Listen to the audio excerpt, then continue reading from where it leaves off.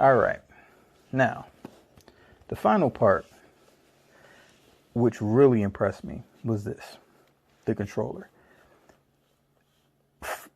I hadn't seen these. I hadn't seen the PlayStation 5 up close or in person or anything. So when I opened it and got my first look at the controller, honestly, my first thought was, wow, this is a really nice controller. I mean, just everything about it. It's eye-catching. It's pleasing. It's very comfortable controller. Has more weight to it than the old ones. It's bigger than the old ones, not by much, but it is bigger. And just the way they designed it, just the feel, the grip. I really like the buttons, how they're clear. If you can look, you can see the buttons are clear here and here. I like that. Now I'm adjusting because I actually try to buy all video game consoles, right? So I have Xboxes in the house. We have a PS4. We have Switch. I have a Switch, and my wife has a Switch, and then my kids have Switch Lights. So then my wife has like GameCube, Game Boys. We just try to have all the video game systems because we like options.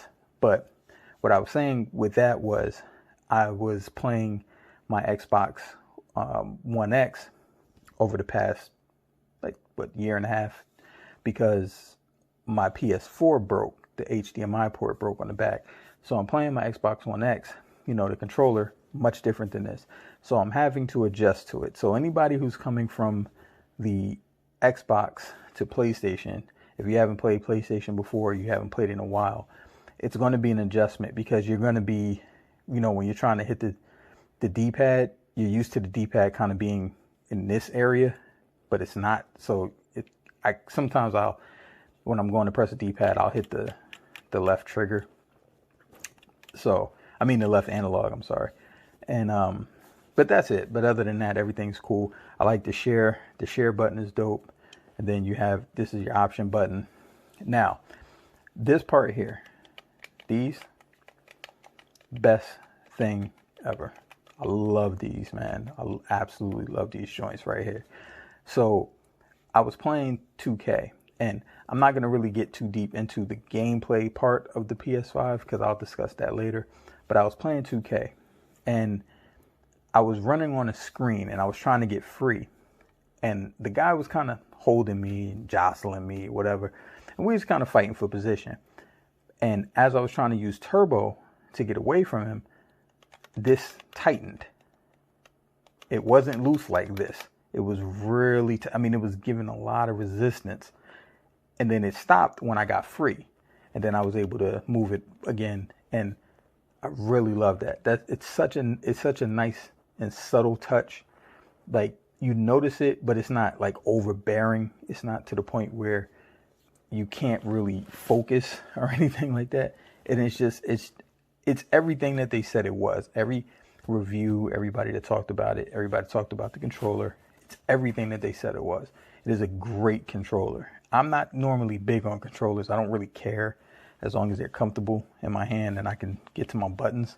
But this is a very, very nice controller. This haptic feedback thing is dope. And I did the Astro's Playroom just for a little bit, maybe about 10 minutes. And the way it feels, like you have to play, you have to actually use it, but it's hard to describe, but you get like there's little feelings and rumbles like all over, and it's based on the positioning of what's going on your screen. So it's like I said, it's just a nice controller, man. It's nice. I can't say enough good things about this controller. I'm gonna show you, and then the lights are right behind here, right behind the touchpad. Actually, touchpad's still there. Still can use it. I was actually writing something on the just testing it out when I was testing out a few things, and it picked up pretty good. See, now you can see the blue lights, and then they'll be yellow when you're charging it. So, and then you have your mic. You have a mic button here. You have a PlayStation logo here, right in the middle. Acts as like your home button when you press that. which is also your power button to turn it on and off. There's a mic here. Like I said, you could turn that on and off. This is an actual button here. Then you can also have the 3mm jack right here. So you're good to go with that. And it's a USB-C port to charge it, which again plugs into the front. Came with a USB-C wire, and most cell phones have the USB-C. I've actually been charging mine, like when I've been playing, using my cell phone charger, and it's been perfectly fine. So yeah, that's the controller, man. And like I said, great piece of machinery here. This is a nice thing. They really did. They really knocked it out the park with this. And like I said, these triggers, man, that feeling when I was playing 2K and that happened, I was like, oh, okay, I see now. They can do some great things with this moving forward. So that's that. So that's pretty much it. In close.